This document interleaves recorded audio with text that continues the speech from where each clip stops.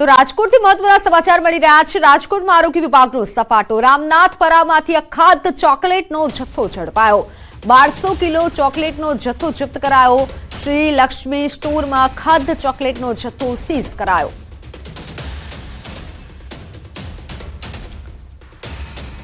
અખાદ્ય ચોકલેટને પકડી પડાઈ છે અને જે જથ્થોને જપ્ત કરાયો છે 1200 કિલો જેટલો જથ્થો ચોકલેટનો કે જે જપ્ત કરવામાં આવ્યો છે। શ્રી લક્ષ્મી સ્ટોરમાં ચોકલેટનો જથ્થાને સીઝ કરવામાં આવ્યો છે। હાલ આરોગ્ય વિભાગ સતર્ક બન્યું છે, અખાદ્ય જથ્થાને ઝડપી રહ્યું છે। તો રાજકોટમાંથી 12 કિલો ચોકલેટનો જથ્થો જપ્ત કરાયો છે। ઓનલાઈન પર સંવાદદાતા અંકિત જોડાઈ ચૂક્યા છે। જી અંકિત, કઈ કઈ જગ્યાએ દરોડા કરવામાં આવ્યો, કેટલો જથ્થો હાલ મળી આવ્યો છે? ચોક્કસ ખાસ કરી વાત કરવામાં આવે તો રાજકોટ મહાનગરપાલિકાના ફૂડ વિભાગ દ્વારા ગઈકાલે સાંજ બાદ રામનાથપરા વિસ્તારમાંથી ચોકલેટનો ખાદ્ય જથ્થો છે તે ઝડપી પાડવામાં આવ્યો છે। અંદાજિત 1200 કિલોથી પણ વધુ ચોકલેટનો જથ્થો છે તે ઝડપી પાડવામાં આવ્યો છે।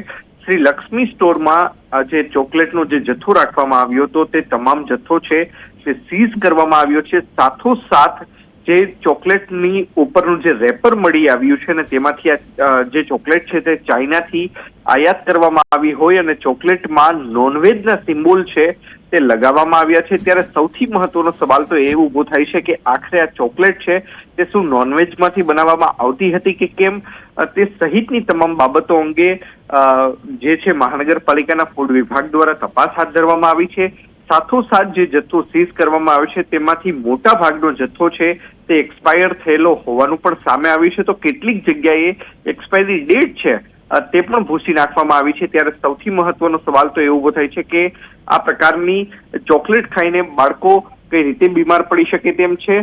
ત્યારે FSSAIના નિયમોનું પણ ઉલ્લંઘન છે તે કરવામાં આવેલું છે। જી બિલકુલ અંકિત, આભાર માહિતી બદલ। તો અંબાજીમાં 51 શક્તિપીઠ પરિક્રમા મહોત્સવનો આજે ચોથો દિવસ છે। આજે મુખ્યમંત્રી, ધારાસભ્યો અંબાજી જશે। વિધાનસભાના સ્પીકર શંકર ચૌધરી પણ અંબાજી જશે। 51 શક્તિપીઠના વિવિધ સંકુલોમાં પૂજા અર્ચના કરશે। ગબ્બર તળેટી ખાતે મહાઆરતીમાં સહભાગી થશે। લાઇટ એન્ડ સાઉન્ડ શો નિહાળશે। મહત્વનું છે કે ત્રીજા દિવસે 2,60,000 શ્રદ્ધાળુઓએ પરિક્રમા કરી હતી। બનાસકાંઠામાં ટ્રિપલ અકસ્માત થયો છે। એકનું મોત નીપજ્યું। જીવાણા ગામ પાસે અકસ્માતમાં 2 લોકો ઘાયલ થયા। અજાણ્યા વાહને રિક્ષા અને કારને ટક્કર મારી હતી। ઇજાગ્રસ્તોને સારવાર માટે હોસ્પિટલ ખસેડાયા છે।